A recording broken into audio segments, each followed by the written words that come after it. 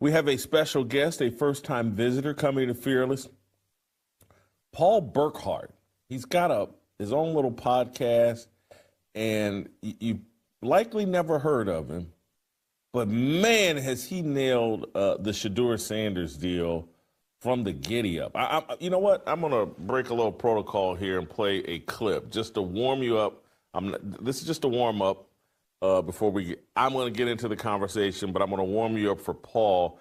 Let's play SOT number 8. This is Paul before the NFL draft, when everybody was saying Shedeur Sanders was, maybe the number one pick in the draft and certainly a first-round pick. And he definitely, I'd bet my house he's a second-round pick.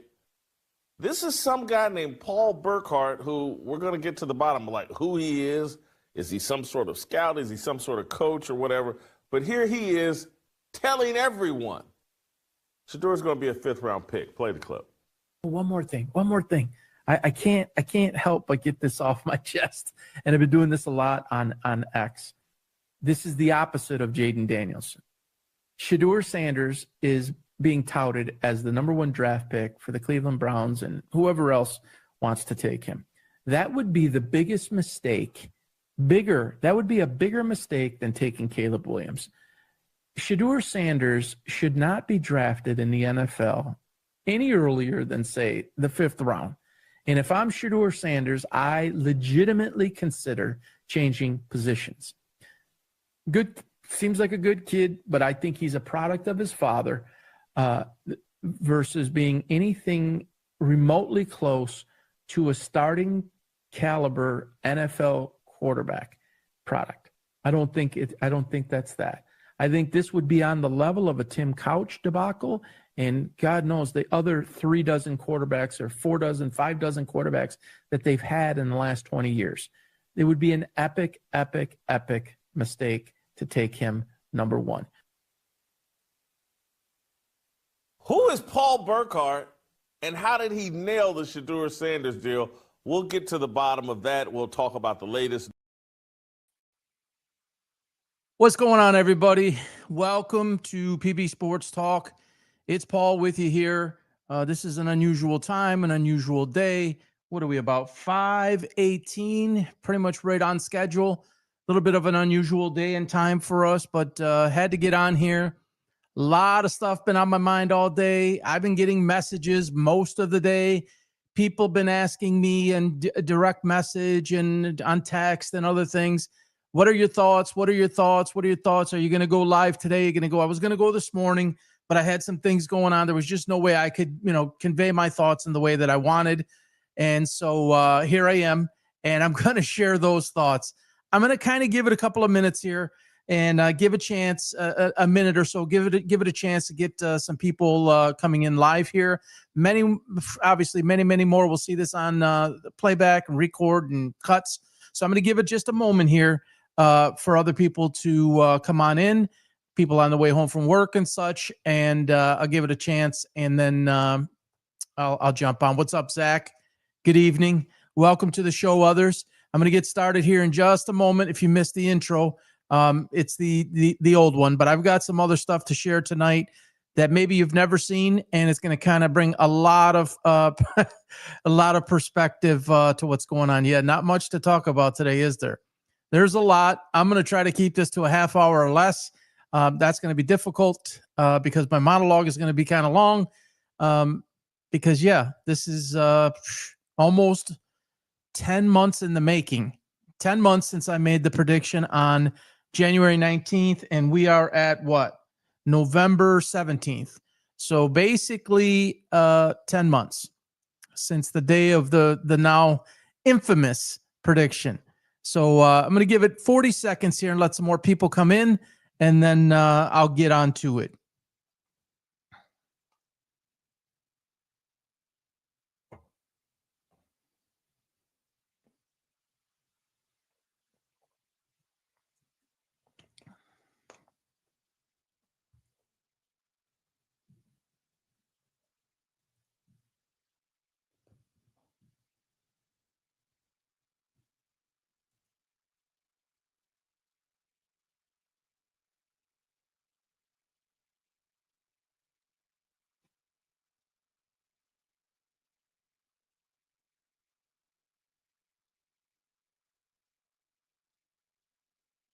All right. I'm going to go ahead and get it started. So just a graphic I did a little bit ago. Obviously, you see Shedeur there with his hands head in hand. At the end on the bench, you see the right hand up there coming into the game. You see Stefanski right in the middle. You see Shedeur with his enabler, his lifelong enabler, with his hands on his shoulders there. And then below that, I have to delve into the Lions-Eagles last night and the end of the game call that affected things. And I'll get into the reasons why I never blame things on officials and how I taught players of mine to never pay attention to that. But I will give you my thoughts on that. So I have something else that I want to play you here. First of all, I'm going to play, I almost called him Dion, Shedeur, when he came on the field yesterday. And then directly after that, I'm going to show you a clip. It's a little bit lengthy. It's a 5-minute clip. And I wore this especially for the occasion because the day after the draft, when I came out, after obviously January 19th was the Shedeur prediction, and then the day after the draft was when it actually came true. This is the shirt I had on. It's about a 5-minute video. And I hope everybody will watch it in its entirety and not mute it or whatnot, because it basically describes every single thing that took place from leading up to the draft and the combine, into the draft, into round 1, 2, 3, 4, 5, and then he gets drafted in the 5th round. And I misspeak in there and I say I think maybe Dylan Gabriel's a 5th-round pick. Obviously, Dylan's a 3rd-round pick. Shedeur's a 5th-round pick, so I want to clear that up. And then it talks about basically every single thing that has happened since then, April 28th, I think it was, up until like to eternity. I think it will live it will in perpetuity and to infinity forever. But it actually details step by step. It's kind of crazy. It's pinch me surreal type stuff. Is all happened to basically to the T. Here's Shedeur coming onto the field, and then I'll get into the other video. Sanders.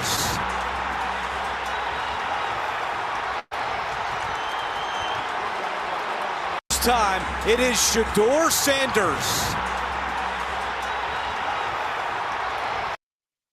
All right, here goes the video from the day after the draft, where I have the same shirt on as I do right now. Bring opinions on all sides of the spectrum here about him landing in Cleveland. I thought this was a terrible place for him to go to. Damian Woody, former New England Patriot, Detroit Lion. I love Damian. I love his perspective, but I couldn't disagree more. He said that this is the perfect landing spot for Shedeur Sanders. I could not disagree more.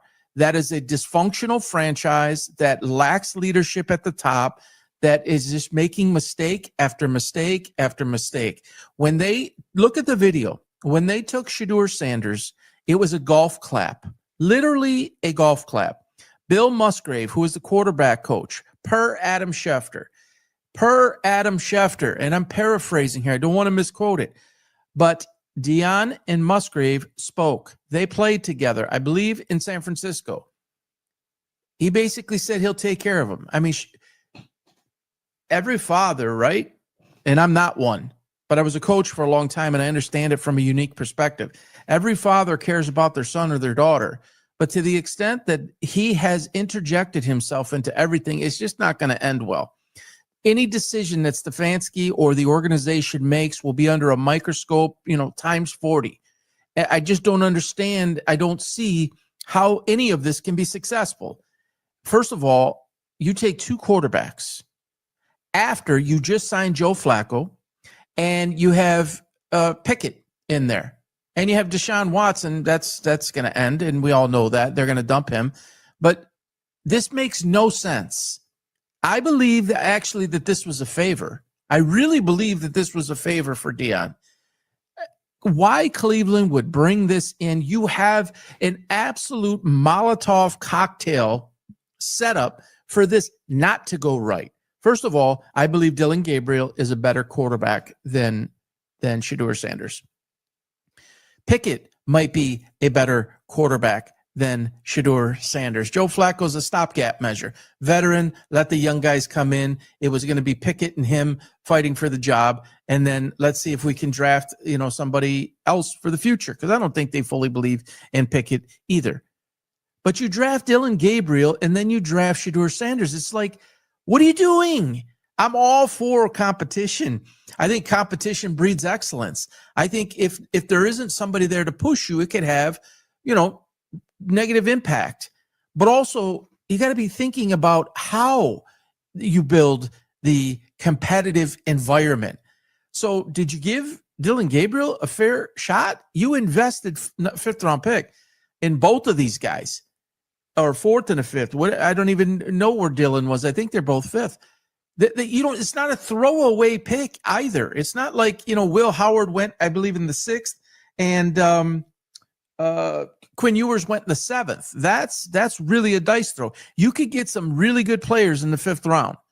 So if you made a decision to draft Dillon Gabriel and you follow up right after by taking Shedeur Sanders and everything that comes with that, how does that set you up for success? How does that create a competitive environment? What happens if Gabriel wins the job? Which I believe he will, but at some point, it might not be day one, but at some point he wins the job and they build a franchise around Dillon Gabriel. Let's assume that I'm correct on that. What happens then? You think Shedeur Sanders? January 19th, I said Shedeur Sanders is nothing more than a clipboard holder. You think that he's going to stay behind the scenes and he's going to support Dillon Gabriel? No. The narrative will be it's racist. The narrative will be it's hating. The narrative will be how could you put Dillon Gabriel? Shedeur Sanders is better. There's always a backup quarterback. The backup quarterback a lot of times is the most popular person on the team. Now you make this guy the backup quarterback, it will never end. And I believe that's why you saw the golf clap. Now, I don't think any one of those guys wants to deal with this show that's coming to town. How do you win? How do you get through that? It's a no-win situation, and it's a lose, lose, lose situation. It's a lose for somebody like Dillon Gabriel and the quarterbacks in the room. It's really a lose for Shedeur Sanders too. It's a lose for the team, for the franchise, for the fans, and for the city. You just set yourself up to fail. That's my opinion. I don't see how that is setting yourself up for. All right, so that was obviously the day of the draft. I decided to wear the same shirt that I had on that day, because I feel very nostalgic today. Pinch me surreal, this whole story, man, I just don't know how I landed on this. I've landed on many, but this one is just really eerie. It's really, really weird. So there's a lot, obviously, that I have to say, and it's been building. Honestly, it's been building and building and building and building all day. I didn't watch anything on YouTube, on X. I didn't watch any videos, any podcasts. I didn't watch any of it. I saw I followed it yesterday, what was going on yesterday during the game. I was commenting live and in game.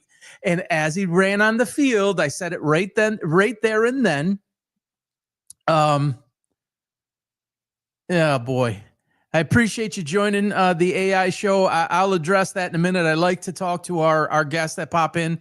He says, let me pop this up onto the screen. He says the Browns are setting Shedeur up to fail. It's a possible Johnny Manziel here. I'll get to that in a second. I don't know how much you followed me in the past, or if you saw the open or not, but I'll touch on that. So I didn't watch anything today. I kind of wanted to be fresh-minded. Very difficult because it's trending everywhere. I saw some things. I did hear about what Cam Newton said. I heard about Josina, what's her name? Josina Anderson made a complete fool of herself all day yesterday. There's a number of other people, and I purposely stayed away from it because I kind of wanted to come with a fresh mind. Everybody knows where I stand on this, but so we saw it. We saw a lot of what I had been waiting to see. Now, what I'm about to share is less about his actual performance, because I'm going to be real with you. I'm going to be real with you as a longtime former coach, as a previous athlete, a person who's owned companies and led hundreds of people, even really thousands of people over many years, different places, and then including my own businesses. it is unrealistic, whether it was Shedeur, whether it was Dylan, whether it was Flacco, whether it was Dart, whether it was anybody. Anybody who comes into that situation, I don't expect the world.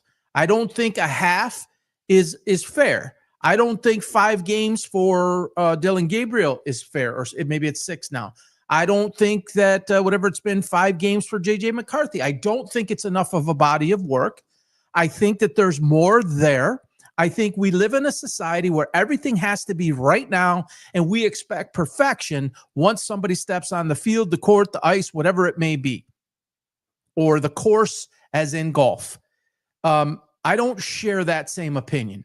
So I don't hate the fact, or I'm not going to sit here and rail on the fact that his performance was subpar. I want to point out a couple of things that I saw within the performance that appear to have not changed. But being the speed of the game, and let me just, I gotta just stop here for a minute, because I want to make sure that I do not forget to say this. And I don't have any teleprompter, folks. I basically have 2 lines of notes, and that's it. I want authentic. I want real. I want nothing scripted, because this person and his father and his entire family and many, many pundits out there, it's all scripted, folks. This is a reality show unfolding in the world of sports before our eyes, and I'm not playing along. So I'm going to go authentic, and I'm going to rip it. And how it comes out, it comes out. This is live. It's one take, and I have nothing here except for lights. And I have a monitor in front of me where I see myself, and I see all your comments on the side, and I have my videos across the bottom. I'm going to give it to you real, because that's the only way I want to be. And Shedeur Sanders is the opposite of real, as is his father the opposite of real. You are watching a fantasy. You are watching a sports reality show, but it's not on Netflix. It's not on Amazon. It's actually taking place on one of 32 teams in the NFL. It is a disgrace of the highest magnitude. And I say that, and people, you save your racist BS, okay? Because I said it about Manziel. I said it about Ryan Leaf. I said it about Baker Mayfield 1.0. I hate to repeat Jamarcus Russell. I don't care what color he is. I don't care what color his father is. I don't care what religion they belong to. None of that matters to me. I am grading, evaluating, and assessing based on what I see relative to what it takes to lead a team, an organization, a franchise. Be we, not me. Why the Browns have handled this, in my opinion, there's some things I don't know. There's some things I can't figure out. There's some things we may never know, but I really have a connection into how a lot of these things work. I just have an understanding of it on a certain level, and I think that I could share some value into what Stefanski's thinking and into what Barry is thinking. The question is, why did they ever draft him? Nobody knows it. Everyone's asking the wrong questions. That should be the number one question asked by all. Why did you draft the man? Period. It's not, why didn't you play him? Why isn't he getting reps? Why this? Why that? He's not ready. It's none of that. Why did you draft him? What's up, Jesus? Why did you draft him? All right. So, it's just, I'm like, it's so nauseating. It's so, like I want to take 5 showers, because I put my life into teaching young people. 3rd, 4th, 5th, 6th, 7th, 8th, 9th, 10th, 11th, 12th, AAU, and I counseled a lot of coaches at the high school level, the college level, and players who had just went into college. I dedicated nearly a decade of my life. And what you saw yesterday, what you saw since January 19th in the prediction, what you saw at Colorado, and what you saw at Jackson State is the epitome of why youth sports is turning into an epidemic, pandemic type level of destruction. This is what parents see. This is what players see. Go ahead and walk into your local YMCA. Go ahead and walk into the local Saturday recreational basketball, maybe for the players who weren't good enough to make the bigger teams, and they make the Saturday morning 9 o'clock team. Go pop into an AAU game and watch what you see. You think Bethune-Cookman, I think it was, and Grambling the other day, that was disgusting and disgraceful. I haven't even spoke out on that yet. It's that in its behavior like Deion Sanders.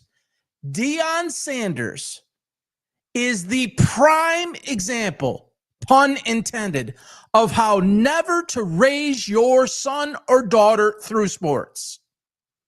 It's a disgrace. He's been enabled. He's been coddled. He's been protected. He's never learned the right way how to do anything, including play the game of football. If you understand sports, if you understand coaching, Deion Sanders is not a football coach. He's a name who can attract talent and people. That was the case at Jackson State. It was the case at Colorado. They paid him money to do this. He had an opportunity to bring in his son, and nobody was going to say a word. And you know what, folks? He did a disservice to his son. In my opinion, his son is in the position he is in today. Both parents have something to do with that, but it is largely because of Deion Sanders. I put something on X today and I got tore up. I do not believe that Shedeur Sanders' first love in life is football, and I'll go to my grave with it. I don't believe it. Not for a second. That guy is a brand builder. He's a rapper. He's a marketing guy. He wants to do certain things, and he thinks he can use football as the platform and take that and merge them together. It doesn't work, folks. And that's more than half of the reason why he's not playing. So you got guys like Danny Kanell and Chase Daniel and Luke McCown. They are all coming out and telling the world that there is nothing unusual about the practices and the lack of or even no reps for Shedeur Sanders. They are basically, and maybe they got together and talked about it, because they all start their statements with, there appears to be a significant misunderstanding of how this works. Shedeur Sanders is a backup quarterback, folks. He was drafted in the 5th round. He has been brought along as such. What has taken place is standard operating procedure. Folks, I'm here to tell you this, and I say this ad nauseum, and I get very, very, very worked up about this, because people want it to be something when it's not. And I don't think people understand what the Cleveland Browns need at the quarterback position. It's so much more than a quarterback. The captaincy in football on a quarterback's jersey is the most important captain of any player position of any player in any sport in the history of ever. Almost every single, and I'm not saying rookies, he's not supposed to have a captain on his shirt right now, nor is Dylan Gabriel, as an example. And quite frankly, nor is Jackson Dart. Kyler Murray is an example of someone who should never have a captain or a C on his jersey. He is known to be lazy. He's known to not be a film studier. He's known to just kind of go through the motions. He has been known to say he doesn't love the game. You can't put a C on a person's jersey like that.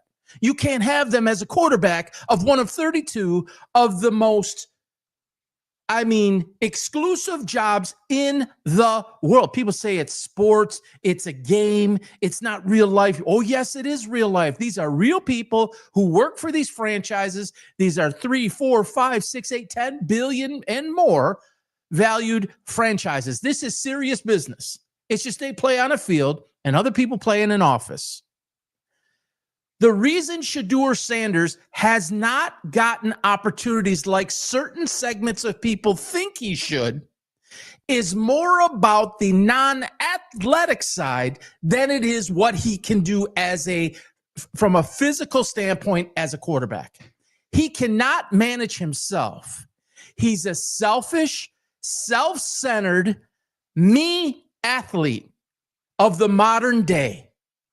As I said, his parents coddled him and all of this, and so has a huge segment of the media and of the podcasters, of personalities such as Cam Newton, Ryan Clark, Shannon Sharp, Ocho Cinco, all of these people, Josina, there's a lot of people that have said all the incorrect things, and even the professionals are trying to tell them. Not that Shannon Sharp didn't play, Ocho Cinco played, I got it. Cam Newton played, I got it. And they're entitled to their opinion. But there's something behind the scenes, and I usually don't talk about this, but it's this racial component. It doesn't matter that he's black.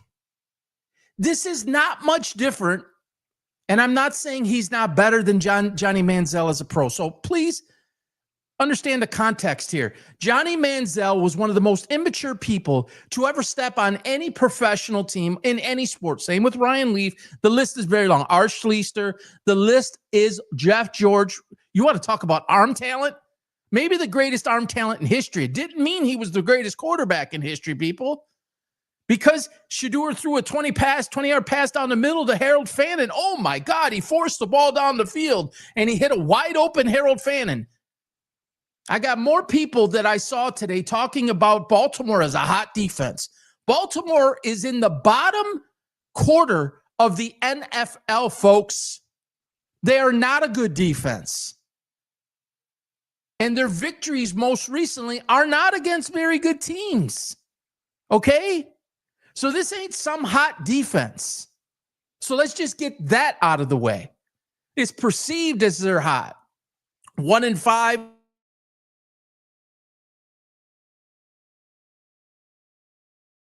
Whatever it is, 4-5 or 5-5, they're not a hot defense. They're not even a good defense. They've got a couple of superstar players, and that's it. As it relates to Shedeur Sanders, and he showed it. It's like he still does not get it. A month ago, 5 weeks ago, he's lipping, right? Yesterday, he runs on the field. He raises his hands. You didn't need to see anything after that, folks. You didn't need to see it. But guess what? We did. He still made sure to fulfill the hour's worth of the reality show, maybe an hour and a half versus of the reality show for the second half, for what he did on the bench, and then what he did in the press conference, which I'll be honest, I didn't watch it in its entirety, but I don't need to. Because anything he says at this point is inauthentic. Why is it inauthentic? All of this coaching, and when I say coaching, he's being coached on how to act, folks. When you do something consecutively for 22 years, it does not change overnight. You can't teach an old dog, new tricks like that. It takes a lot of time, work, mind memory, muscle memory, mouth memory, communication style, all of it. He doesn't have it. It's been inbred in him. It has been enabled. It has been enthusiastically congratulated, and it's what he believes is the right thing. In your first moment, not in a preseason game, in an actual NFL regular season game that you have told the world, and your father has told the world, and your brothers and any of other of your followers and supporters have said that's the moment you've been waiting for. And in that moment, barely stepping inside of the field of play, you decided to raise your hand and implore the fans to cheer you on more. He doesn't get it, or he doesn't want to get it. Either way, it doesn't work. You run on the field, you go up to each of your other 10 teammates, and you go, give them a bump, give them a fist pump, tap them on the pad, something. Let's do this, guys. Come on, let's go. Make it a team. You're supposed to be the leader of men. You are not a leader of men. And every quarterback who is perceived to be, who is drafted to be, who is coached to be, must have that ability, or you will fall off, number one, or number two, your team will not be very good, and eventually you will get traded, replaced, demoted, benched, whatever you want to call it. That's life in the big city. If he truly changed, which they are trying to tell us that he has, this coaching persona, coaching of his behavior, it's like he probably got behavioral therapists in the back. He probably has people trying to coach him on how to speak to media, how to communicate, but he just can't help himself. I used to tell my guys all the time, revert back to your training. Revert back. It was like a broken record. Revert to your training, revert to your training, revert to your training. He doesn't have any training, folks. All he knows how to do is revert back to what dad taught him is the way. Me, the Flash, Prime, Legendary, all this. And here's another thing. Did you see Baltimore make fun of him? I don't believe he's respected, folks. I don't believe that true players, and regardless of color, I don't believe that it doesn't matter if it's hockey, they're going to knock your head off. It doesn't matter if it's baseball, you're going to catch one up close by the chin. It doesn't matter what sport it is. They don't respect people who come in like that, and you are a marked man. I remember them saying it about Mayfield. I remember them saying it about Manziel. I definitely remember them saying it about Ryan Leaf. Shedeur Sanders, and he's got nobody to blame but himself, but they will victimize him, and they will tell you that it's because of the color of his skin, it's because of his father, it's because of this, that. Oh my gosh. Kevin Stefanski won't refer to him by name, and Kevin Stefanski wants him to fail in Cleveland. First of all, Kevin Stefanski didn't want him in Cleveland. I'm convinced. I believe there's 2/3 of the three people involved in that decision, Haslam, Berry, Stefanski. 2 of those 3 didn't want him, and I'm convinced it is Stefanski and Berry who did not want him, and Haslam did. And it was a favor because, in my own opinion, if the Browns didn't draft him, and they are one of the teams that needed a quarterback, he was going to fall out. He was going to fall out completely, and that would have ruined the Prime brand. And I believe he worked backdoors with Bill Musgrave. It was reported by Adam Schefter, and I'm paraphrasing. It was in the opening clip. He talked to Bill Musgrave. He called Bill Musgrave. Bill Musgrave said, I will take care of him. And to the best that I can remember, this was during the process. This is not like 8 days later after the draft. They don't draft him. He slides.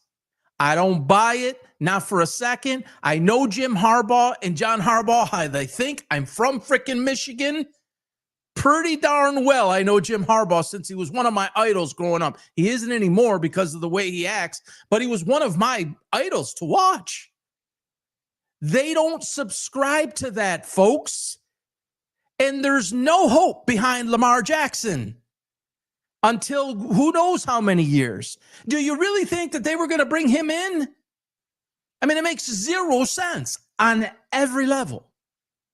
With Shedeur Sanders comes his father. With Shedeur and his father comes a circus.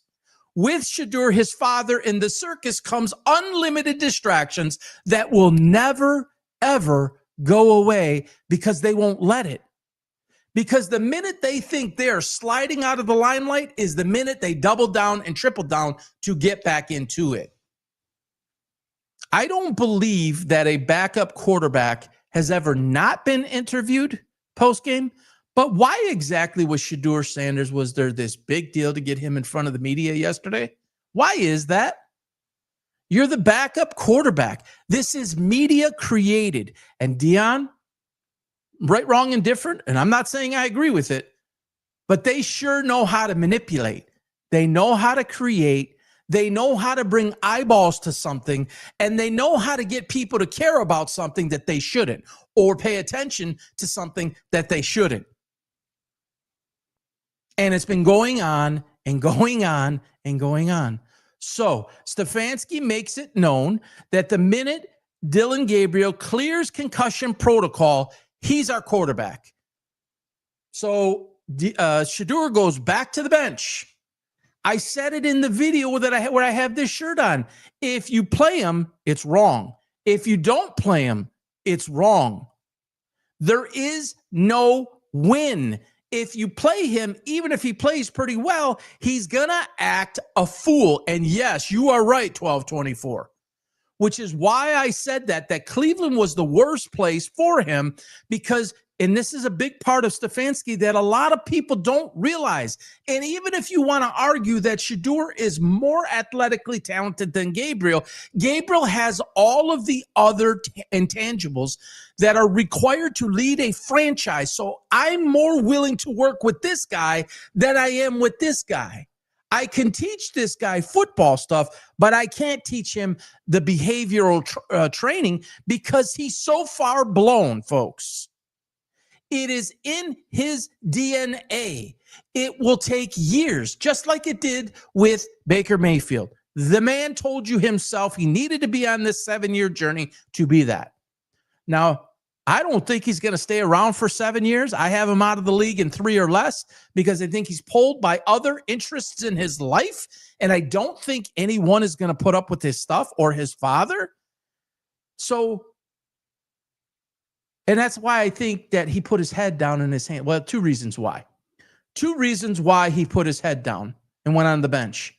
And then people say, oh my God, Shedeur can't do anything and everybody's got something to say about him. Go be with your teammates, loser. Go be with your teammates. Stop making it about you. This is clear as day simple from a youth coach, high school AAU. Get your act together and grow up. Learn what adults do. Learn what leaders do. Pick up a book instead of a rap video and watch what happens and watch how you transform your life if you want to and if you care, and stop blaming this person and that person. Half of what you saw on the bench was pay attention to me, I'm so sad. And the other half was he knows inside that he had that moment, and I don't agree with it. In his defense, I don't agree that 30 minutes should define the rest of his life. I don't agree with that. I don't believe that. But I think in that moment, he felt that he had to come out and light it up and win that game, and then there was no choice. And he came up short of that. Now, let me address a couple of the things, and I'm jumping here, folks, because like I said, I'm not doing notes. I'm doing full-blown, authentic, shooting from the hip. Let me just address a couple of things on the 4 for 17 for whatever it was, 47 yards, 1 interception, and 2 famous, patented Shedeur Sanders sacks. And I also want you to watch, if you haven't, I'm sure everybody saw it, look at how he handles the ball, folks. He thinks he's at Jackson State. This is the NFL, as the famous Jerry Glanville phrase and statement goes, stands for not for long if you don't do your job. He thought he could get away a couple of times. He's holding the ball out like 6 loaves of bread. He's lucky. He did fumble. He recovered it. But in a lengthy game, in a full game, in multiple games, you play like that, you're going to get killed and you're going to kill your team. And the other team is licking their chops because they know what your tendencies are. You are an undisciplined person and you are an undisciplined player, and you always have been. One thing your dad did right, Jimmy Horn, Webster, Travis Hunter, he surrounded you with some players that could hide all of your deficiencies and could hide all of the deficiencies that Mr. Dion doesn't have as a head coach. He's not a coach. He's a coach in name only, in title only. He's not a coach. You could maybe call him a recruiter. You could maybe call him a brander or a marketer. You can't call him a head coach, but they do. And he let his son get away with everything under the kitchen sink and on top of the kitchen sink because he was his son. How many? I don't have kids. but I coached and managed a lot. And there's one thing that I know is if you let them get away with enough, give them an inch, they take a mile. I mean, I'm one of 29 first cousins, and I think I'm 30 cousins. 2 of the 30 cousins that don't have children. I think it's 2. So I watched. The second cousins is something like 44, 46. So I watched everybody else have kids. And how you raise a kid, how you coach a kid, how those parents lead their kids. I had to work with all of that. So he puts his head down in his hands. Somebody comes over and taps him. Baltimore Raven comes over and sits next to him. Oh, poor me. Oh, woe is me. Oh, please pay attention to me. Then he gets interviewed in the postgame. And you know what he says? I'm sure you guys all saw this. You know, I'm a good guy, he says. It's insecurity 101. What does you being a good guy have to do with any of this? No one is saying you're a criminal. No one is saying you are physically going out and hurting anybody. I think what most people like myself are saying is you have hurt yourself, you are selfish, and your actions and your behavior hurts other people that look to you, whether you think it is right, wrong, fair, unfair, look to you and they model what you do. That's my issue. I don't think you're very good, but that's more of my issue than what you can or can't do athletically, which is why I made the prediction that I made on January 19th that you were a 5th round draft pick, because I understand what organizations need, what they're looking for, what the importance of the quarterback position is, requires something that you do not possess. In fact, you possess like this much of it, and you need this much of it. And you have no ability to grow and show that you're serious about your job because you stepped on the field last night and you went like this. I'm waving to myself. Give me more. Give me more. It's my moment. Oh, and then, I don't want you. I don't even want to say it exactly because I don't know it exactly. And I don't want to misspeak, but if it was Dylan was out there, but I appreciate that they like me. Oh my God, or they want to root for me. It is about your team. I don't think he's going to realize this. If they dump him, if they move him, trade him, whatever, throw him on waivers at the end of the season, whatever they do, and he goes to the next team, I don't think they want to get it. It's not about being a leader. It's not about winning for a team, for an organization, for a franchise, about setting an example, about thinking my mother rings in my head. Think before you speak. Think before, and I'm not perfect. Man, I've made tons of mistakes in my life. I get it. But you go back to the drawing board or you go back to it and you try to work through that and you try to take the right steps. He cannot stop doing the same stuff, which is all of a selfish nature. Do you think that Kevin Stefanski or any other coach, if Shedeur Sanders was ready as a person first and a player second, that he would not be in the game? Do you think that Kevin Stefanski wants to get fired? Some people say he's trying to do it intentionally. Some people like Cam Newton say they don't even think that Stefanski wants him to be successful. I don't like to talk like this. Are you an idiot? Are you an idiot? I don't believe that Kevin Stefanski wanted him, but sometimes there's something that we don't see right away, but then when it's in front of us, we're like, I changed my opinion about that. Maybe I didn't consider that. It's just a new perspective. We could work with it here. I know we drafted Dylan Gabriel, and I know we got Joe Flacco and Pickett and like 19 other quarterbacks, but maybe I was wrong. Do you think that Stefanski wouldn't say that? Barry, Haslam, the team, anybody? Do you think Brady, who worked him out, wouldn't have done what he did, passed on him 5 times? You think? The other teams that needed quarterbacks, the Giants? New Orleans? Tennessee? How you doing, Mel Kiper? Hey, Mel, anybody check on Mel Kiper? And that same video that I cut, there's a 3-minute clip about Mel Kiper and why he went ape shit crazy and tried to defend his position after dude kept on going first round, second round, third round, fourth round, fifth round. I'm not even going to get into that. So he makes a fool of himself coming on the field. He makes a fool of himself when he's off the field. He makes a fool of himself when he's in the building. And by the way, here's another thing that people said, oh, they brought him. I didn't see Dylan Gabriel get a concussion. Let me explain something to you as somebody who's certified like 10 times over in concussions and how to recognize them and how to read them.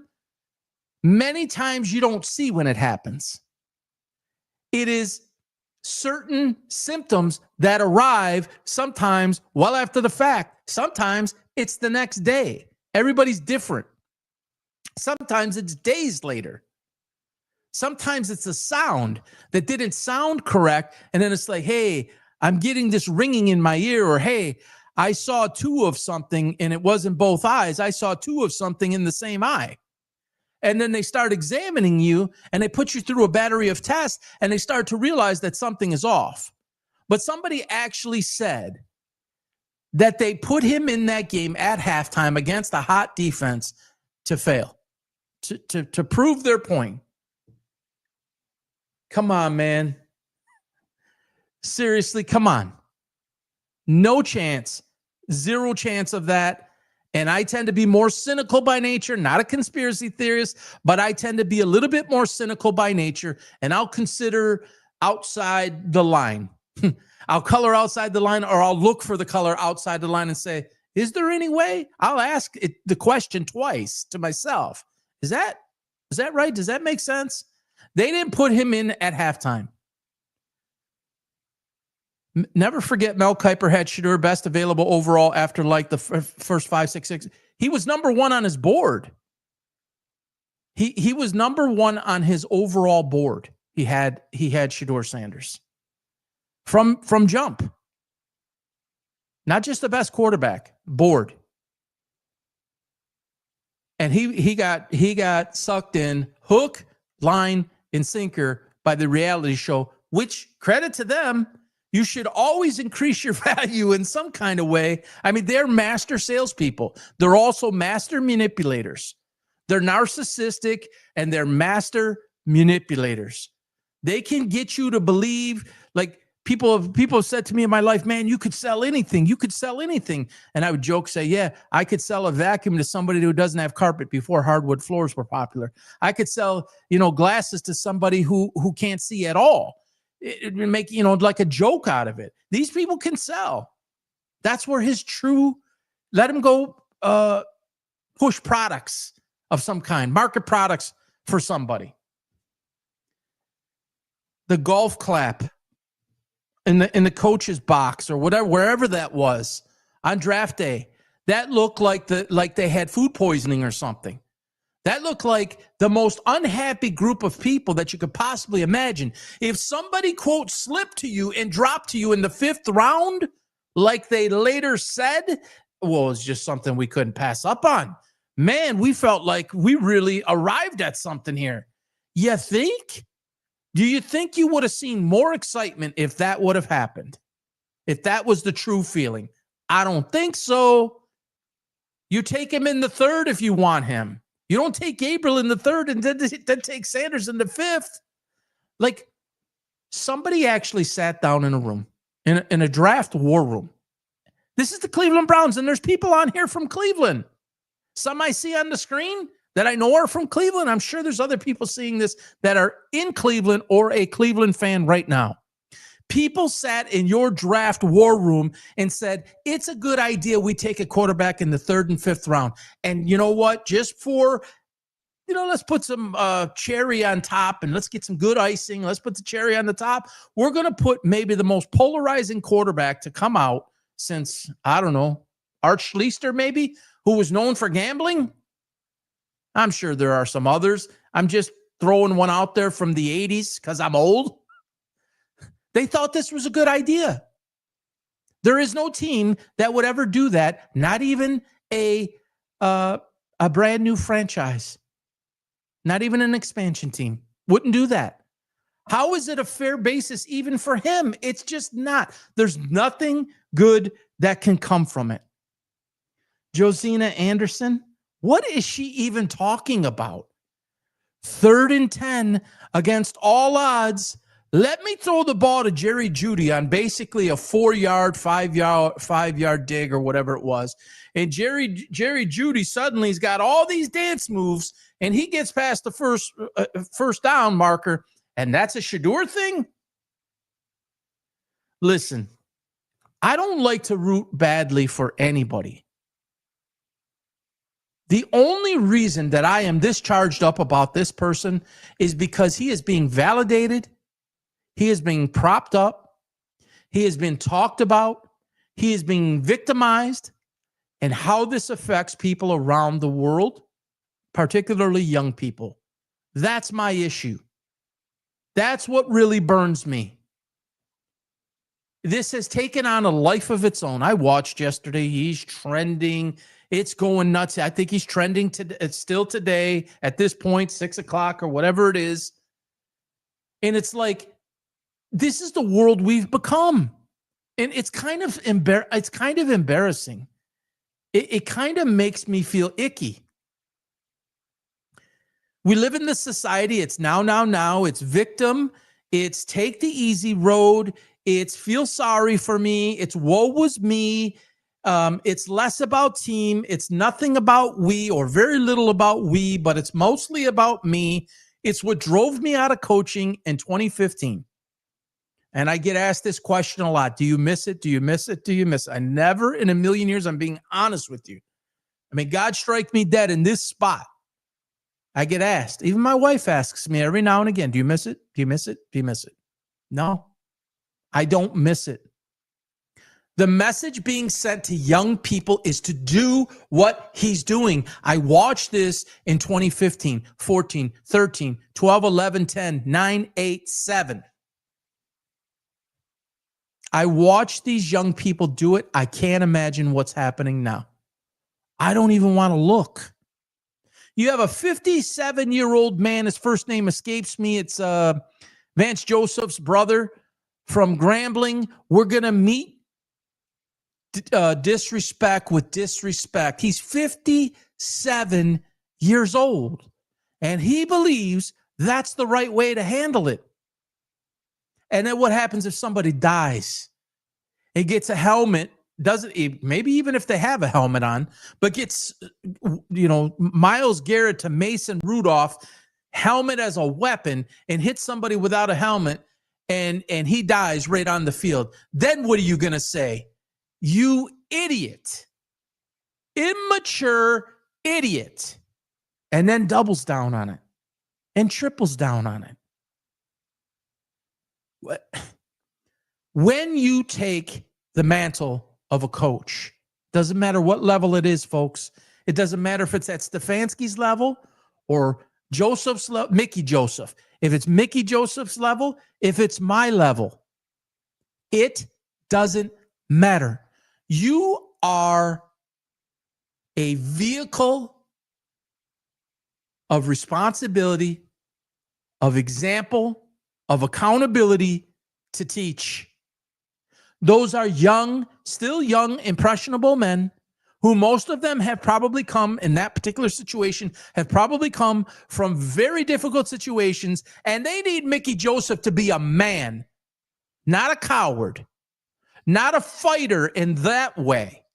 I mean, defend yourself, right? Like standard self-defense in life, yes. But on the football field, you don't condone that. And if it happens, because sometimes it does, no matter how well-intended you are, you break it up and you come and you grab that microphone and that platform that you have and you say, this is unacceptable. It will never happen again. And if somebody crosses that line, they are no longer a part of our organization or our school.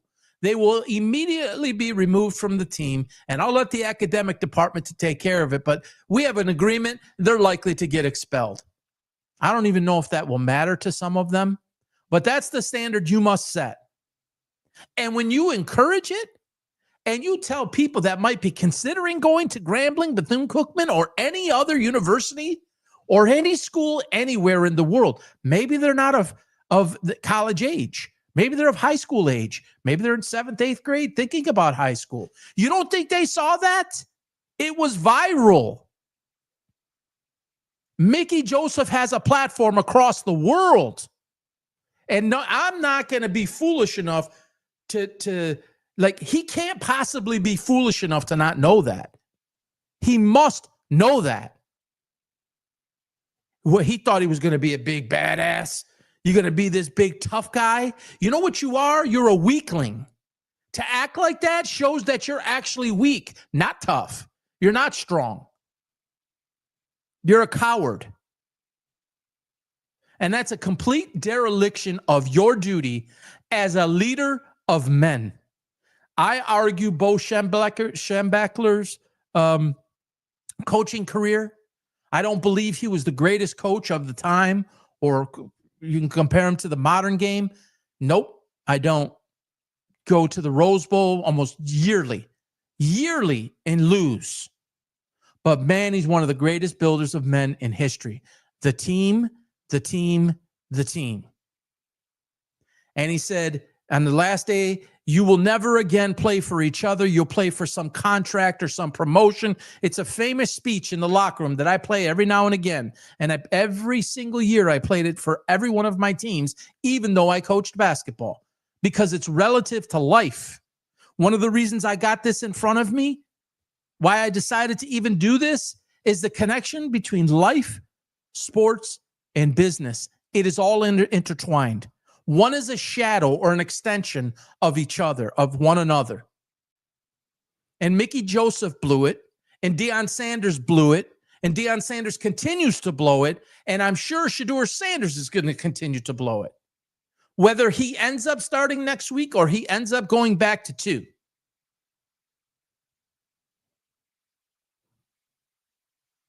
Coddled, cushioned, victimized, and don't think he's not watching. And you know what? I don't usually talk about religion. It's one of those very sensitive places. I'm a Christian. I grew up Catholic.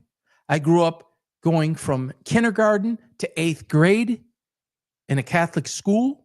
I was supposed to go to a Catholic high school like my brother did, but my father passed away. And it was very expensive tuition way back in 86 when I was to be a freshman. I was supposed to be K through 12 through Catholic. That doesn't make me any better or any worse than anybody else. Okay, let me make that clear. But when you go act a fool and then you use God, the name of God, or a reference to God, to cover for your manipulative, devious behavior or inappropriate behavior, I'm not a fan of that. I don't buy into that. If I go look at Shedeur's, and I haven't, if I heard his father was crying, supposedly, if I look at either one or both of those, I'm going to see, likely to see, God is great, God this, thank you for the blessing, and then go act like a childish fool and go against what God taught and what God believed and what the Bible says. I'm not here to talk about all of those things, but I'm here to talk to you about it's all mostly all fake. And it's time everybody recognize this for what it is. If you had the slightest inclination that Shedeur Sanders, Eddie Robinson would have been going crazy.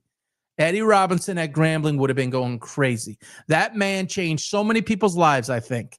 I'm not like a deep student of what he did. I know he's winningest of way up there, and he did a lot of great things. But yeah, I'm pretty sure that Eddie Robinson would have never, ever allowed that. where was I here? I'm pretty sure that I will see that on their pages.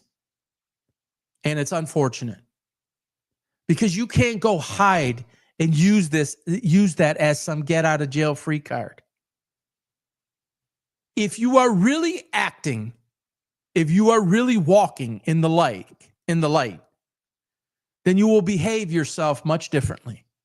And you will not make it about you, but you will make it about everybody else. And if you have an ounce of common sense, an ounce, that if you go that way, instead of the way you're going, the me, and you go the we route, if you do that and you do that for a long enough period of time, the me stuff, the personal accolades, the personal adulation, and everything that he seeks out every second and every minute of every day, it will come. It will come on its own. It will come as an extension of it. People will appreciate it more. He will have more fans than he ever has had before. But they believe in going through life by bringing attention to themselves. And if somebody doesn't buy into the way that they go about it with the flash and all the Nick the Prime and legendary, and they have to brand themselves as such, if you don't buy into that philosophy, then you're racist. And you're a hater. Or a snow roach. Like Jesus reminded me, he's never forgotten that. When I got called, I've been called every single name. It's just lunacy. And it was having to do with Shedeur Sanders. So the Browns set themselves up for this. And it's unfortunate for the fans. I mean, if you turn on Rizzy or Rizzo, like you can't even make that up. Rizzy and Rizzo and ESPN Cleveland, and I think it's 92.3, all of these people all day, nonstop, on every show, round the clock, for the past, since he's been drafted, April 27th or 8th, whatever that exact date is. Do you think that these people are helping? Nope. They're making it worse. And they're looking for ratings and this and that.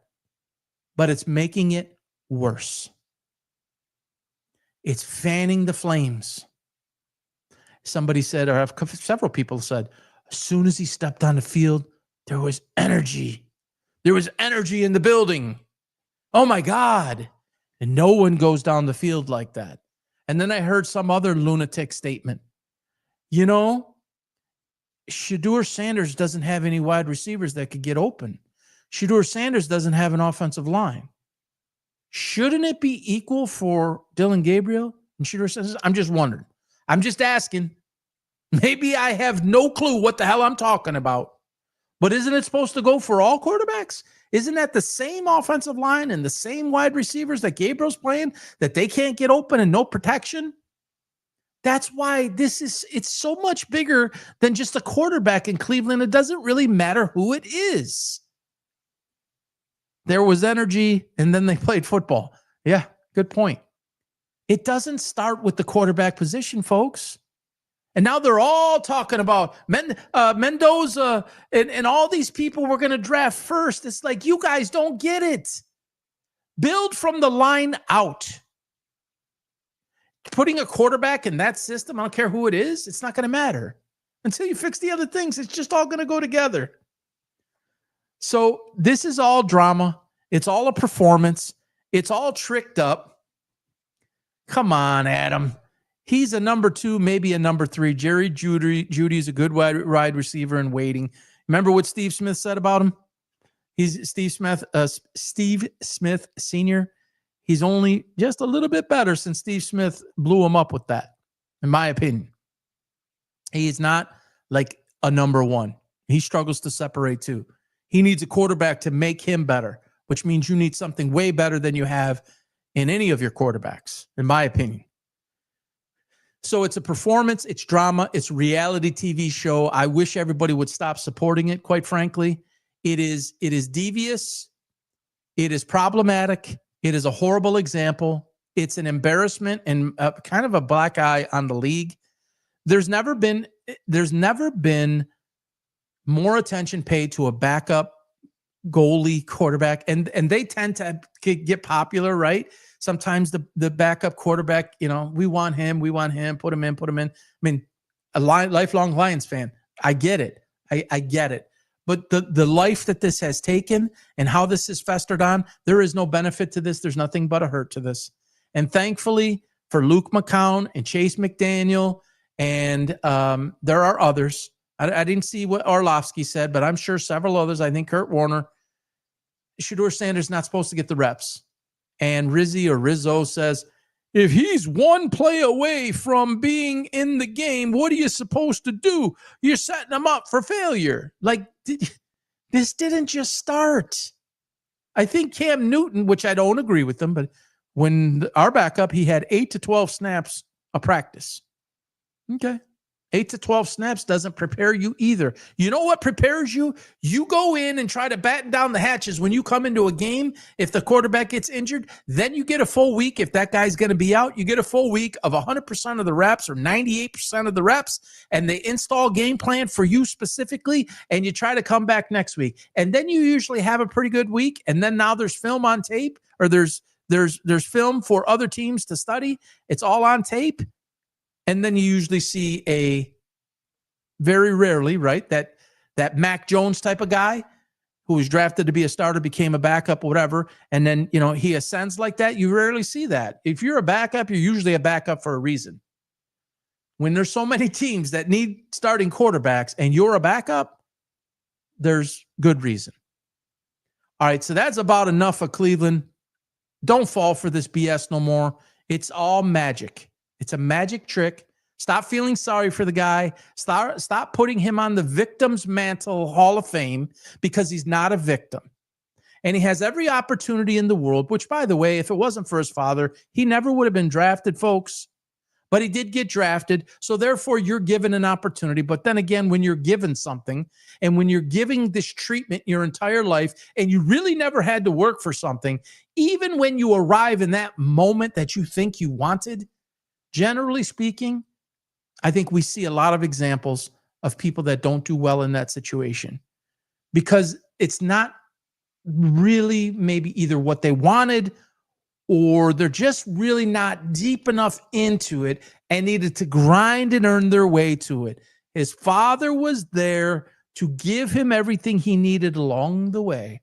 And his father happens to be, if not the best, the top 3 or 5 best at his position in the history of the game. So he had some clout, he had some power, he had access, and that helped his son. And you know who it helped? Never forget this. Please never forget this, because I've seen it. I lived it. This was as much about Deion Sanders, if not more, than it was actually for Shedeur. He wanted to live through his eyes. He wanted his son to be in the NFL. He wanted him to be a quarterback. Don't be fooled. This is as much Deion being selfish as it is Shedeur. And to a large degree, if I'm being honest, there are some parts. See, you're 0% responsible. Here I go. I'm going to start my coaching stuff. You're 0% responsible for what happens to you as a youngster. You're 100% responsible for what happens to you as an adult. When it's been your whole life that way, it's very difficult to stop it overnight. Shedeur is a Deion, not just a son. It's almost like a disciple. Follow my ways. Follow what I teach you. More than a father. It's a life of its own as an athlete, quarterback, visible position, one of only 32. There's way more cornerbacks than there is quarterbacks, right? That even start in a game. Triple, quadruple the amount. This is a Deion Sanders production, and Shedeur Sanders is trying to play the lead part. I still don't think it's going to end well. I still think he will find himself out of the league. He still hasn't grown up at all, despite all the coaching. He proved that to us yesterday. He proved it to us 5 weeks ago with his whatever mockery of what Rex Ryan said and the lipping, but not saying any words. He's a child, folks, and it takes a longer time to grow up when you've been coddled like that your whole life, and he's going to face struggle for the rest of his life, most likely. I mean, the textbooks say it. They show it. Human behavior, if you study it, is really difficult. So I don't expect it to change.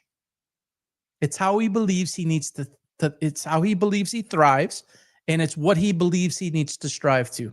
All right, enough of Shedeur Sanders. Let me just hop on the Lions here real quick. Oh boy, that was not good last night. That looked very bad. That looked like one team was at the top and one team was middle down. And the team middle down is this shoulder, is my guys over here. That was hard to watch. It was hard to take. There's some problems there that have reared their head again. That's the offensive line. There was no offensive line. Then there was continuity. And got it figured out for a couple of games. Then we played in Philadelphia last night. It falls apart again. That's a problem that seems not to be being able to be fixed consistently. Obviously, you did some things, and there's some bright parts to take out of this. You cannot not acknowledge the bad parts. You can acknowledge some of the good parts. No one stops the tush push, and the Lions did it a couple of times last night. They looked fantastic defensively.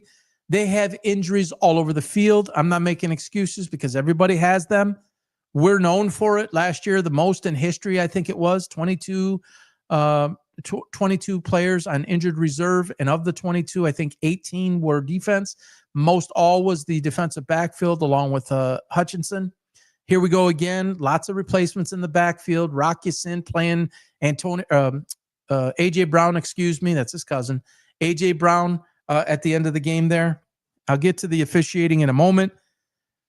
People are all over Jared Goff again, saying he can't play at the outside, this, that, and the other thing. I don't care who the quarterback is. If you can't protect them, and there is pressure in your face 24/7 of the game, everyone looks average or less than average. That's not a Jared Goff thing. The wind was swirling 25, 35 gusting last night. Everybody knows Philly has that wind tunnel kind of situation. Jennifer Hammond from Fox 2 in Michigan. I saw her post about, 4 o'clock, something like that. She was in Philadelphia and what's up, Jen, if you're watching, shout out. Great job as always. Hammer, they call her Hammer. She, said it was 52. I think it was 40 wind chill. And she said it was either the coldest or the windiest ever. And she put 30 miles gust winds. And I thought to myself, this is at like 4 o'clock, might have even been 3 o'clock. And I said to myself, that's not good. I mean, you basically have to throw a ball like Michael Penix or Jeff George that can just cut through that wind like that last night. And it was affecting Jalen Hurts too. Jalen Hurts was not very effective last night. He was not very accurate last night. Goff was certainly worse. I mean, what do you have? 5 batted balls. One of them ended up in an interception. And by the way, guys, everyone who doesn't believe in the short quarterbacks like Dylan Gabriel and Bryce Young, that's a 6'5" guy. When you don't have protected lanes, you don't have lanes to throw to, and you have an unbelievable defensive line like Philly has, and then big fellas get their hands up and you have no lane to throw through, that's going to happen. And boy, did it happen a lot last night. Dan Campbell was the gambling man last night. I don't necessarily disagree with it, if I'm being honest. You could have pinned them deep a couple of times. I get it. But whether you were at your own 40 or their 40, 35, 30, whatever it was, they were still struggling. It was basically the Jahmyr Gibbs show and not much else. Nice play to Jameson Williams, but not much else. They were off. Yeah, there's concern. You're 6-4. You're not even in first place in your own division. It stings. I'm not going to lie. It stings. To say that the season is over, I don't agree. Not even for a second. Campbell, I got still the utmost faith. Brad Holmes taking a ton of heat. I mean, that's what we've become. You love a man, you love it, or you love a strategy, you love an organization, you get a couple of losses. But Dan Campbell's a good coach, but I believe he gets in his own way too much with his aggressive and reckless style. After 0-2 or 3 on fourth, you got to punt the ball 0-5. 0 for 5 is nuts. I agree, probably got a little bit much last night, but please understand that that's been the philosophy and that's been the mentality since he stepped on the field as their coach 5 seasons ago. And it's a large reason why they've had as much success as they have had. Think about this for a moment. you're going to give your team a chance, 2 chances, 3 chances, 4 chances, 5 chances. The Lions always come through in those moments. He says he wish he would have had some of those back. If he could redo it, he would do some things differently. He really wants to take some of it back. Hindsight's always 20/20. But every time he gives them a second chance, they come through. And they needed to bust through last night. It is a double-edged sword. They needed to bust through last night, and he kept on giving them every opportunity. And with your defense playing that well, I think that's the thought process there. Hey, we're in this. We're basically a score down. It did get to 10 there for a bit, but we got an opportunity here. And if I could just spark this, maybe it'll start to take on a life of its own. And it just never happened. It never happened. And that's unfortunate. But I don't necessarily begrudge the calls. And for me as a coach, I leaned more towards the aggressive side than a conservative side, because my philosophy was I need to put my team in the best possible position to win and succeed at the highest level and do so consistently, and then have the ability to sustain and grow that. If I'm not doing that, if I'm not putting them and giving them every opportunity to win and to be great, then I have failed as a coach. Now, you can go too far with that, and you can go not far enough with that. And Campbell, I think in hindsight, believes he might have went a little bit too far with that. I don't know. Do we know what would happen if he did it, if he punted on 1 or 2 of the things? No, we don't. We don't even know how the punt would have worked out. Wind was all over the place. So Goff has 2 gloves on last night. They were talking about it. Everybody picked the Eagles. I thought that the Lions would win. I picked them 38-28 on Friday night. This was before the wind, because believe me, if that was a normal weather game, they're going is totally different for both teams, not just the Lions. Philadelphia moves the ball well, but they made Barkley look very average. Devontae Smith, I think he had 1 catch. Dallas Goedert's been lighting it up all year. Jalen Hurts looked average or less than average. They're certainly not lighting it up offensively. The Philadelphia fans have gotten frustrated at the lack of offensive production from that team, and they got stonewalled yesterday. And they got stonewalled in an area that people can't do it. Now, Barkley's down this year because, again, there's film, and it's hard to replicate a season like that. And they're loading up the box, and they're forcing Hurts to do other things, and he stopped running the ball as much, which is hard to figure. If he starts running the ball more, it will open some things up. We'll see if they do that. It happened for a minute last night, but then he pulled right back, and he was still, trying to be the pocket passer, which you got to respect that, because that should be your first option as a quarterback. How do I go through my reads and distribute the ball where it needs to go versus tuck it and run every time? I mean, there's a lot of guys who do that, and it's the wrong thing to do. Guys like Josh Allen, who it's very coordinated, it's very specific, Mahomes, guys like that could really make it a worthwhile play, makes more sense. And Hurts does it too. But I really think he's trying to become more of a pocket passer, less of a runner, less risk. He's getting older. He's not too old, but he's getting older. And you want to take less hits. I mean, ask Jackson Dart how that's going. That's a rookie. You can't take hits like that. It's the NFL, man, which stands for not for long. If you keep doing that, Jackson Dart learned. And there's another guy, by the way, talking about concussions on the previous topic. He played, folks. He played, I think, a few more downs and then came out. It doesn't always show.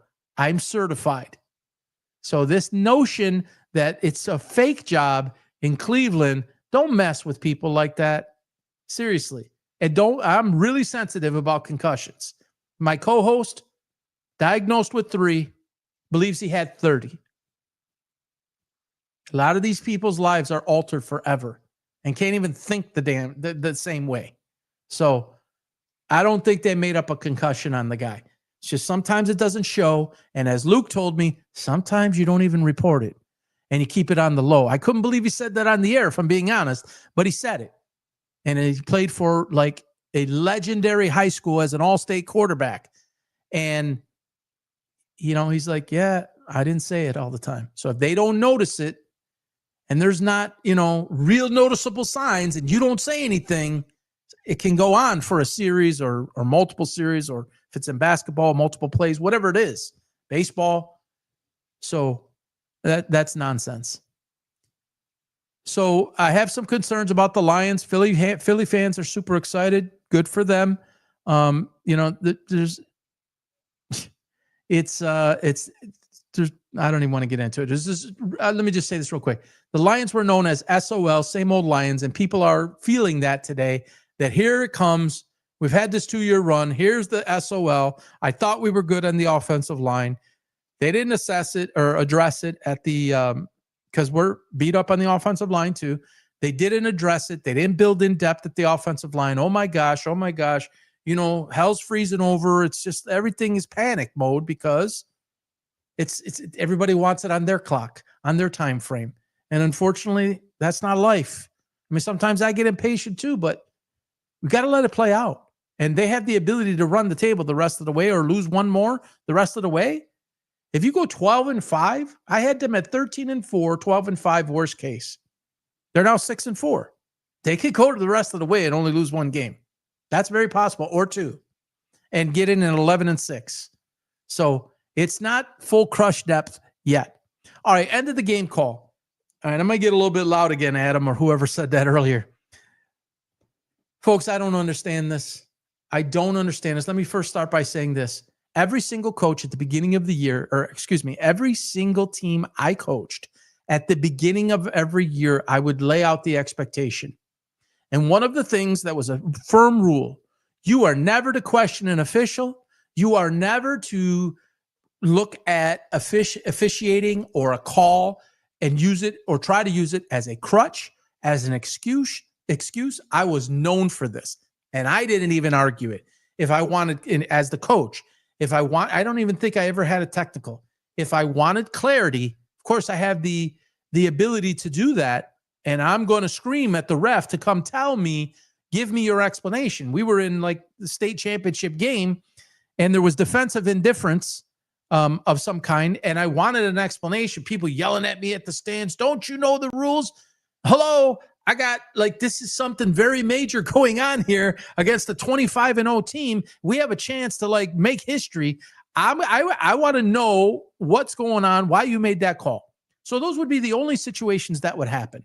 If I heard it, boy, there was penalties. They would run. There's all kinds of stuff. I am not an excuse maker. I hate it. Can't stand it. I don't like ref excuses. I don't believe that call at the end of the game determined the outcome of the game. You had 58 minutes to do something about it. You never put yourself in a position where you have basically no outs or no options. And in that moment, it's like a boxing match. You just can't leave it in the hands of the judges. There's 3 of them.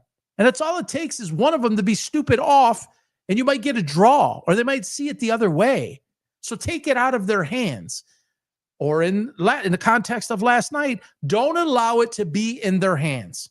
Now, with that being said, those 2 minutes are in the hands of the officiating. And for the first time it's not the first time, but it's the first time in my life I'm probably saying it in this format. I don't think coaches know the rules. I don't think players know the rules. I don't think us as fans know the rules. I don't think any of us know what a penalty is in football. I don't think any of us know what traveling or a carry is in basketball. I don't think the players in the game know what they can or cannot do. It's all subjective. You have all of these referees each game of the week throughout the year. They're supposed to go in accordance with a certain set of standards and rules by the league. They're graded as such. They go through all this mentoring and coaching and all this type of stuff. And there's more emphasis put on certain things at the beginning of each year. Hey, we're going to look for this more, quarterback hits. We're going to put attention there, illegal hands to the face, whatever it may be. We're going to focus on this. We're going to focus on that. That was a BS call last night. If there was any call to make, and I personally believe there should have been no call, it's an offensive pass interference, if any call. They say, how many times have anybody is a hockey fan, and I don't follow it as much as I used to, but I was a massive hockey fan. And, oh, you can't call that in overtime. Oh, you can't call that in the last 5 minutes. What? If it's a penalty at 5 minutes into the game, it's a penalty 5 minutes left in the game. You cannot call it, oh, it's the playoffs. Oh, it's the Super Bowl. We can't call it now, or we need to call it now. No. Set the standard. What is the freaking rule? Define it, make it clear, spell it out, and call it as such. Now, there's human error.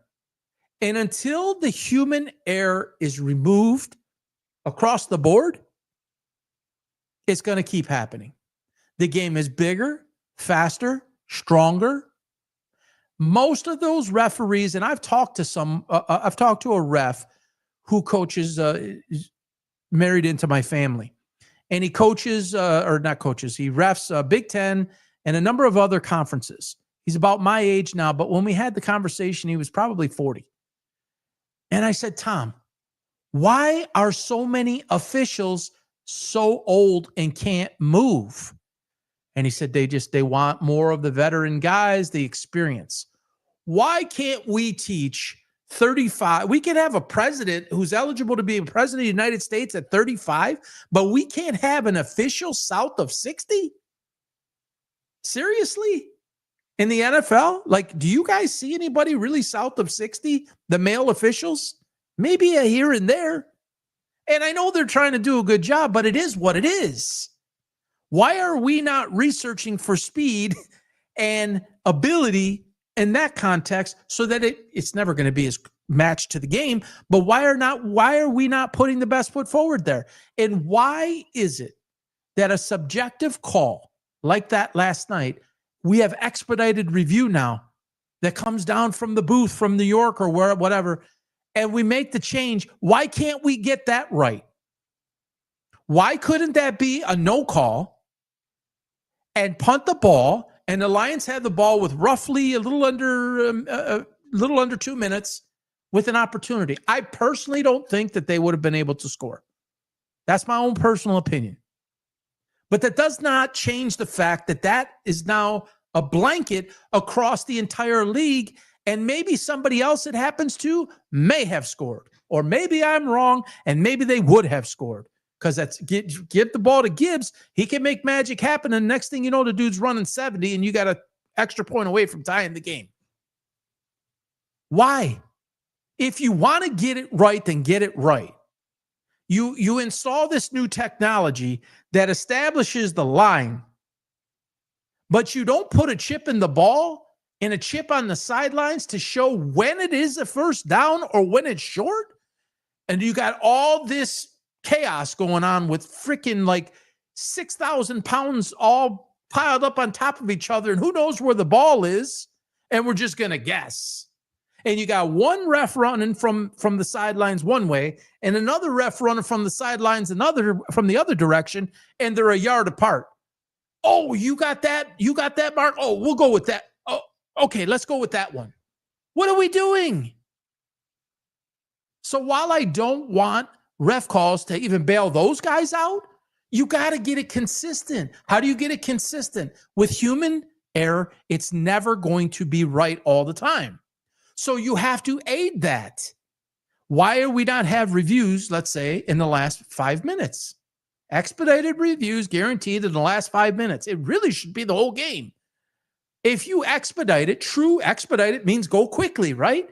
If you are truly expediting it, it's not going to make the game go 3:45 or 4 hours. It's not going to make that. Most of these expedited reviews, it's like before they even have a chance, the announcers have a chance to say, oh, they're going to review. Oh, they did an expedited review. It's incomplete. Most of it's basic. Now, there are some, if you don't install a chip, did he make it? Is there conclusive evidence? Did he complete the catch? Some of that is still going to be hard. But that's not hard to replay that moment last night with Rock Ya-Sin, who you cannot play it any better. A.J. Brown is one of the most physical wide receivers in the league. Rock Ya-Sin's been on like 172 teams. He's like half the size of the dude. He was taught to play the position and play the route and play that precisely as he did it. And he got basically, not basically, he got penalized for it. Next thing you know, the Eagles are kneeling on the ball. And I would say the same thing in the reverse. I don't care what team it is. It's wrong. Why do we go 20% of the way, 40% of the way, 50% of the way? Why don't you just break it all up? Cut it all down to the studs. Do a full reboot and get it right. Thursday games, overseas games, the majority of them are duds. Then Roger Goodell goes to this game in Madrid and he says, that might be the best stadium in the world. Your players are getting injured left and right, and most of them attribute it to the playing conditions, and no one in the United States has figured out how to build a stadium or build a retractable, bring it underground. It's got a greenhouse underneath. You kidding me? Like, what are we doing over here? Why can't you figure it out? This is basic stuff. We got to watch guys get more blown out knees. Now, would that save it? Would that stadium save, 50% of the injuries, 20% of the injuries, 10% of the injuries?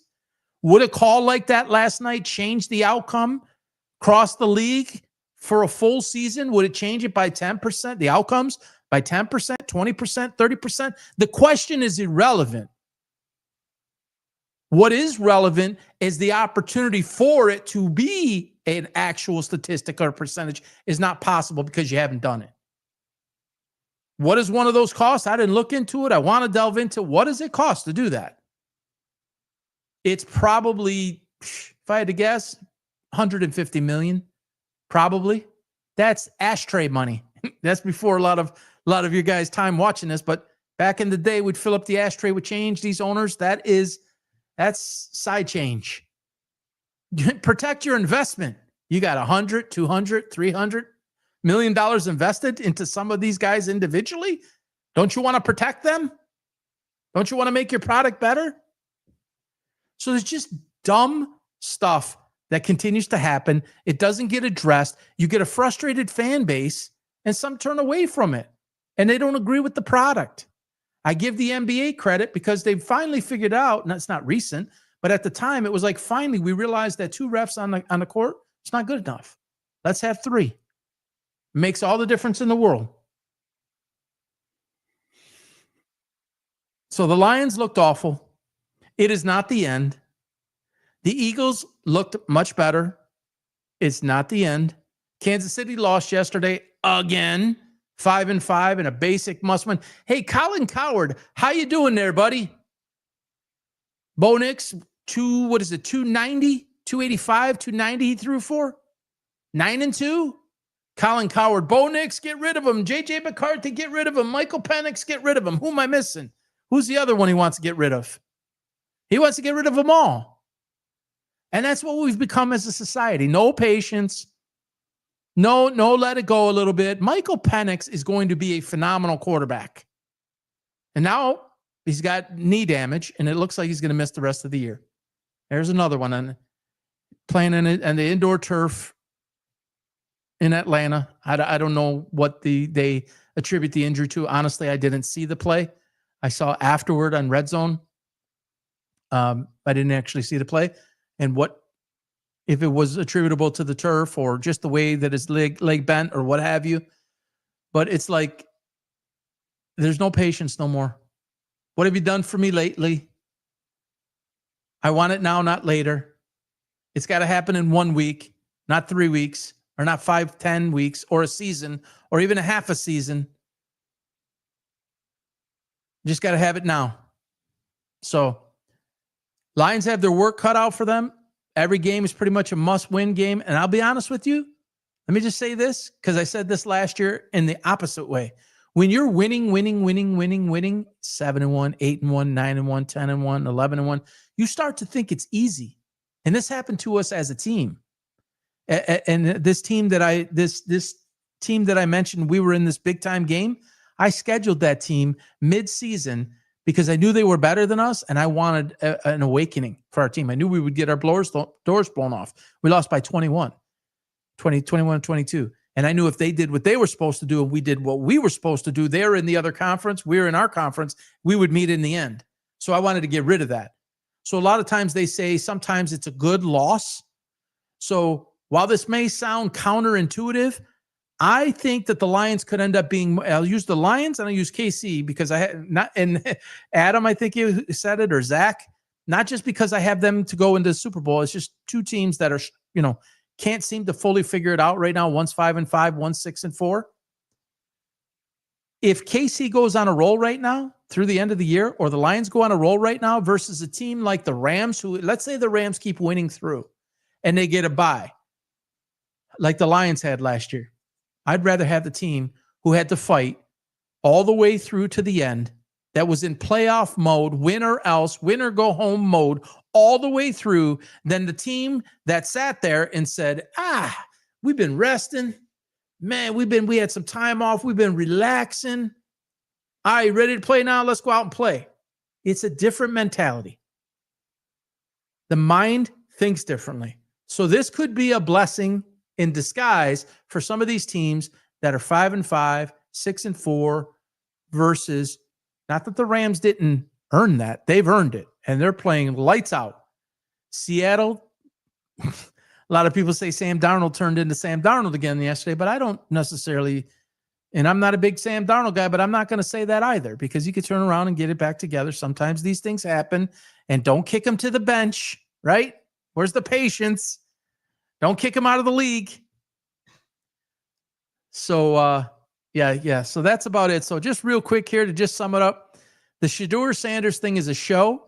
It's reality sports TV.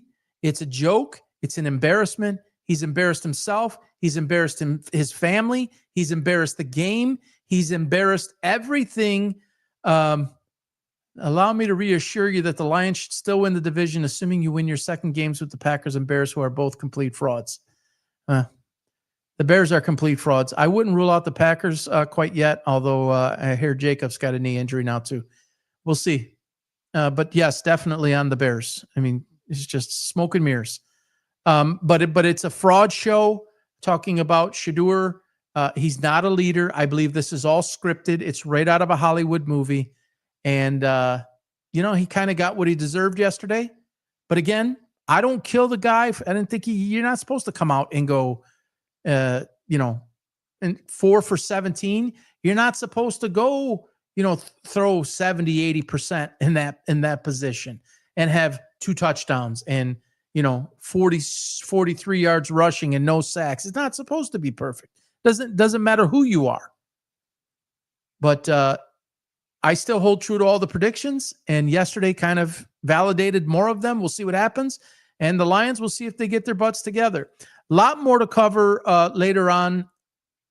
Did you hear Shedeur is in line to start against the Raiders Sunday? No, I didn't hear that. I heard that Stefanski said Dylan is the quarterback if he clears protocol. Has something been announced while I've been on the air here? Zach? I don't think he would.